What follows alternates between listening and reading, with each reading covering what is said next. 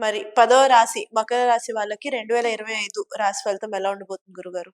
10వ రాశి వారికి పర్టికులర్‌గా ఏంటంటే, ఈ మకరం వారికి వీళ్ళకి పూర్వజన్మ కర్మ ఎంతసేపు కూడా ప్రాపర్టీ మీద ఎఫెక్ట్ చూపిస్తదండి. హుహు. వీళ్ళకి పూర్వజన్మ కర్మ బాగుంది, బాలేదని ఎట్లా గుర్తుపట్టాలంటే, వీళ్ళకి మంచి ప్రాపర్టీస్ ఉన్నాయి, ఎడ్యుకేషన్ బాగా ఉంది అంటే, వీళ్ళకి పూర్వజన్మ కర్మ బిందాస్ ఇంకా తిరుగులేదు. హుహు. అయితే మనం ఈ 2025 గురించి మాట్లాడుకుంటున్నాం కాబట్టి, మకరం వారికి నెక్స్ట్ ఇయర్ మార్చ్ 30వ తేదీ వరకు ఏలినాటి శని నడుస్తుంది.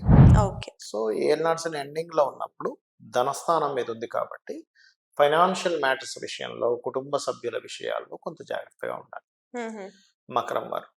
ఇక 3లో రాహు ఉన్నాడు వీళ్ళకి. ఈ 3లో రాహు మే 30వ తేదీ వరకు అక్కడ ఉంటాడు. దాని తర్వాత 2లోకి వస్తాడు.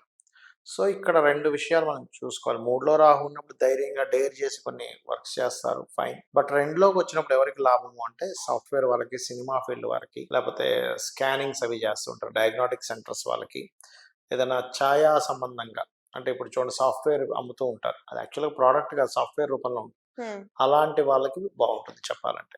ఓకే. అయితే వీళ్ళకి ఎప్పుడైతే రాహువు 2లోకి వస్తాడో, అష్టమంలో కేతు ఉంటాడు. సో, మే 30 తర్వాత ఈ రంగాల్లో ఇప్పుడు నేను చెప్పినట్టుగా ఫైనాన్షియల్ గ్రోత్ ఉంటాయి. అండ్ అష్టమంలో కేతు ఉన్నందుకు తండ్రి గారికి సంబంధించిన, తండ్రి అంటే తండ్రి యొక్క తండ్రి, తాతగారి ఆస్తికి సంబంధించిన విషయంలో ఎప్పటి నుంచో ఉమ్మడిగా ఉన్నటువంటిది కాస్త డివైడ్ అవ్వడము, ఓకే. ఇట్లాంటివి జరుగుతాయి మకరం వారికి చూసుకున్నట్లయితే. హుహు. అండ్ అదే విధంగా కాస్త మీకు మకరం వారికి పంచమంలో ప్రెజెంట్ గురువు ఉన్నాడు అక్కడ. హ్మ్. వక్రించున్నాడు ప్రెజెంట్. బట్ ఇంకో 1, 2 మంత్స్‌లో స్ట్రైట్ అవుతాడు. ఆ స్ట్రైట్ అయినటువంటి గురువు కూడా నెక్స్ట్ ఇయర్ మే 15వ తేదీ వరకు పంచమంలోనే ఉంటాడు. ఓకే. ఎప్పుడైతే పంచమంలో ఉంటాడో కొంత బిజినెస్ ఇంప్రూవ్‌మెంట్స్ ఇస్తాడు. కానీ 6లోకి వెళ్ళినప్పుడు పరిస్థితి ఏమిటి అంటే, 6వ స్థానంలో వెళ్ళినప్పుడు మాత్రం వీళ్ళు కొంచెం అప్పుల విషయంలో కొంత జాగ్రత్తగా ఉండాలి. హుహు. అంటే వీళ్ళ కోసం కాకుండా వీళ్ళ సిబ్లింగ్స్ కోసం చేసే అప్పులు. అంటే తమ్ముడు కోసమో, అన్నయ్య కోసమో, అక్క కోసమో, చెల్లి కోసమో వీళ్ళు లోన్ తీసుకొని వాళ్ళకి ఇస్తారు. ఇవ్వడం. అవును. ఇటువంటి తప్పిదాలు మాత్రం తొందరపడి చేయకూడదు. ఓకే. క్యాలిక్యులేటివ్‌గా చేయండి. ఓకే. చాలా మంది చేసే మిస్టేక్ ఏంటంటే, ఇక్కడ క్యాలిక్యులేటివ్‌గా వర్క్ చేయరు. ఏం కాదులే, తర్వాత అవును. చూసుకుందాంలే, అది నోటి మాటతో అనుకోవడానికి, రియల్ ఫ్యాక్ట్‌లోకి వెళ్ళడానికి చాలా తేడా ఉంటుంది. అవును. ఆ క్యాలిక్యులేషన్ మిస్ అవుతారు. క్యాలిక్యులేటివ్ రిస్క్, క్యాలిక్యులేటివ్ లేని రిస్క్. క్యాలిక్యులేటివ్ రిస్క్‌లో మీకు కంగారు ఉండదు.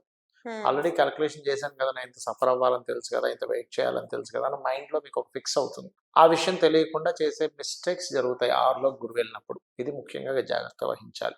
ఓకే. అండ్ 6లో గురువు ఉన్నప్పుడు మరి ఏదైనా ఒక మంచి ఫలితం కూడా ఇవ్వాలి కదా అంటే, ఇస్తాడక్కడ. ఏమిస్తాడంటే, కొన్ని కొత్తగా అంటే మీరు కొత్త జ్ఞానాన్ని పొందడానికి, హ్మ్. కొన్ని అంటే మీకు తెలియకుండానే పూర్వజన్మ కర్మలో ఎలాంటిదంటే, కొంత గురువులకి సేవ చేసుకోవడం కానివ్వండి, కొన్ని అంటే మీకు తెలియకుండానే కొన్ని శుభకార్యాలు అంటే సంబంధించిన వాటికి మీరు స్పెండ్ చేస్తారు మీ టైంని. ఓకే. అట్లాంటివి మాత్రం ఇస్తాడిక్కడ. ఓకే. మరి 2025లో మన మకర రాశి వాళ్ళు పాటించాల్సిన రెమెడీస్ ఏంటండి? వీళ్ళు ఎప్పుడైనా గుర్తుపెట్టుకోండి, మకరం వారు ఎక్కువగా పాటించాల్సిన అమ్మవారిదే. ఓకే. పంచమాధిపతి శుక్రుడు అవుతాడు. హ్మ్. సో, లలితా సహస్రనామాలు వినడము, చదవడం. అందులో పర్టికులర్‌గా ఇందాక మనం అనుకున్నాం ఏది, ఈ అప్పుల విషయంలో కొంత జాగ్రత్తగా ఉండాలి అని. హ్మ్. ఇది ఒకవేళ ఎక్కువైపోయి ఓవర్ అప్పులు అయిపోతున్నాయి అన్నప్పుడు ఓం అపర్ణాయై నమః అనే మంత్రం. ఎందుకంటే ఇది ఎవ్వరికైనా మీరు చూడొచ్చు. వీళ్ళు గనక త్రికరణ శుద్ధిగా రోజు ఒక 40 మినిట్స్, 50 మినిట్స్, 1 అవర్ గనక చేయగలిగితే హ్మ్. సోర్స్ ఆఫ్ ఇన్‌కమ్స్ పెరుగుతాయి వీళ్ళకి. ఏదో అమ్మవారు మూటలు వచ్చి మీ ఇచ్చేస్తారని వేయదు. కాదు. అవును. వేయదు. మీరు చేస్తున్న జాబ్‌లోనో, హ్మ్. బిజినెస్‌లోనో మీకు సోర్స్ ఆఫ్ ఇన్‌కమ్ పెరుగుతుంది. హ్మ్. క్లియర్‌గా ఇన్‌కమ్ ఎప్పుడైతే పెరిగిందో మీరు అప్పు తీర్చడానికి సోర్స్ పెరిగింది. అవును. సో, అపర్ణాయ నమః అనే మంత్రం చదువుకోవడము, ఓం సంపత్కరీ సమారూఢ సింధుర వ్రజ సేవితాయే నమః అనే మంత్రం చదువుకోవడం మీకు బావుంటుంది. ఓకే గురుగారు. థాంక్ యూ సో మచ్ అండి. శ్రీమాత్రే నమః.